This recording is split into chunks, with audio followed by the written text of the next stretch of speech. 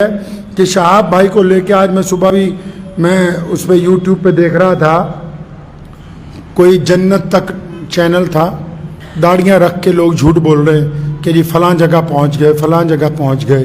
بات ابھی وہی ہے جہاں تک 4-5 دن پہلے تھی، کچھ اس میں ابھی اضافہ نہیں ہوا. جب ہوگا دعا کریں کہ اللہ تبارک و تعالیٰ ان کا راستہ آسان فرما دے اور ان کا کام مکمل ہو جائے. لیکن جتنے چینل عام مسلمانوں کو دھوکہ دے رہے ہیں، بے ایمانی کر رہے ہیں چند چاندی کے سکوں کے لیے، ان سے گزارش ہے کہ نبی علیہ الصلوۃ والسلام کے روضے کی طرف جا رہے ہیں. پیدل تو بہت دنیا چلتی ہے. شہاب بھائی سے اس لیے محبت ہے سب کو کیونکہ وہ اللہ اور رسول اللہ کے دربار کی طرف پیدل جا رہے ہیں. ٹھیک ہے انشاءاللہ تعالی.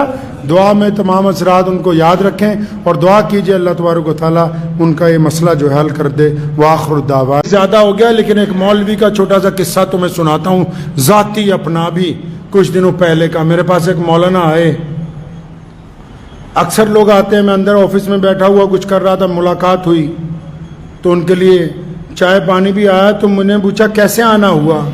کہنے لگے امام صاحب میں قادیان گیا تھا دیکھنے کے لیے کہ قادیانی کیسے ہوتے ہیں. کون قادیانی؟ جو نبی علیہ صلی اللہ علیہ وسلم کی جگہ نعوذ باللہ مرتد مرزا غلام قادیانی جو اس ملک کی جنگ آزادی کا غدار ہے، اس بدماش کو نبی بتانا چاہتے ہیں. تو مولوی بڑے اونچے ادارے سے آیا تھا کہ جی میں ابو دھابی میں رہتا ہوں. تو جب اس نے یہ بات مجھے کہی نا تو مجھے اپنے باپ داداؤں کا عمل یاد آ گیا. میں کہا مولانا آپ ذرا اٹھ کے کھڑے ہو جائیے. اور سوچا پتہ نہیں تصویر کھنچانی ہوگی، میں کھڑے ہو جا اٹھ کے. میں کیا بات میں کھڑے ہوئیے اٹھ کے. تو سامنے دروازہ ہے، چپ چاپ آپ باہر نکل جائیے. کہنے لگا میں مسلمان ہوں. میں کہا مسلمان ہے؟ جس بندے کے دل میں شک پیدا ہو جائے کہ دشمن سے گفتگو کر لیں نعوذ باللہ کہ تم بتاؤ کیا ناراضگی ہے نبی علیہ الصلوۃ والسلام سے. علامہ انور شاہ کشمیری رحمۃ اللہ علیہ نے لکھا کہ اگر کسی کے دل میں شبہ آ جائے، لیٹے ہوئے آرام کرتے ہوئے خیالات کے درمیان یہ شبہ نعوذ باللہ پیدا ہو جائے کہ نبی علیہ الصلوۃ والسلام کے مقابلے میں جس نے نبوت کا دعویٰ کیا اس سے بات بھی کر لی جائے، وہ بندہ بھی ایمان سے خارج ہے. اللہ اور اس کے رسول کا اس سے کوئی واسطہ نہیں. میرے پاس ایک اور مولانا آئے پوچھنے کے لیے کہ جی فلاں نیا فرقہ چل رہا ہے، اس کا پیچھے چلے نہ چلے. میں کہا بات سن لو، جنہوں نے محمد الرسول اللہ کی وفاداری کرنی ہے اللہ اور اس کے رسول کی اتباع وہی کریں گے.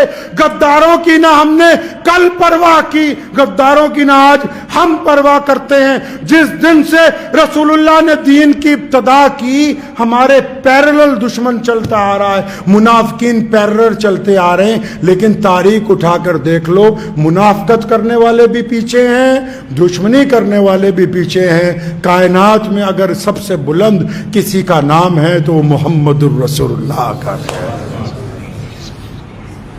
تو دعا کیجئے. آپ لوگوں سے بھی میری یہی گزارش ہے کہ اس مہینے میں زیادہ سے زیادہ درود شریف پڑھنا ہے، کثرت سے درود شریف پڑھنا ہے، چپ چاپ غریبوں کا ساتھ دینا ہے، ناراضگیاں دور کرنی ہے، روٹھوں کو منانا ہے، آنکھوں میں شرم و حیا پیدا کرنی ہے، بنا کسی کا مذہب دیکھے ہوئے ہر مظلوم کی مدد کرنی ہے، بھوکوں کے منہ میں لقمہ ڈالنا ہے ایسے کہ وہ فوٹو فیس بک پہ نہ آئے، غریب کو اس طرح کمبل دینا ہے کہ غریب کی بے عزتی نہ ہو، محتاج کے گھر میں ایسے آٹا پہنچانا ہے کہ محلے میں کسی کو خبر نہ ہو. یہ میرے نبی صلی اللہ علیہ وسلم کی سنت ہے. اس مہینے میں نبی علیہ السلام پہ کثرت سے یاد رکھیں، ہم زندہ نبی کی امت میں سے ہیں. جب تم درود پڑھتے ہو نا باقاعدہ فائل پیش کی جاتی ہے دربار رسالت حضرت محمد رسول اللہ صلی اللہ علیہ وسلم میں. کہتے ہیں یا رسول اللہ فلاں شہر میں، فلاں گاؤں میں، فلاں جنگل میں فلاں بندہ آپ کا امتی جو ہے بیٹھا ہوا آپ پر درود و سلام بھیج رہا ہے.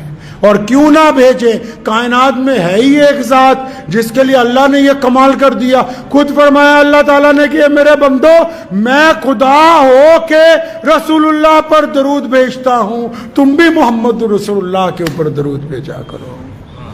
تو کریں گے انشاءاللہ ضرور درود و سلام بھیج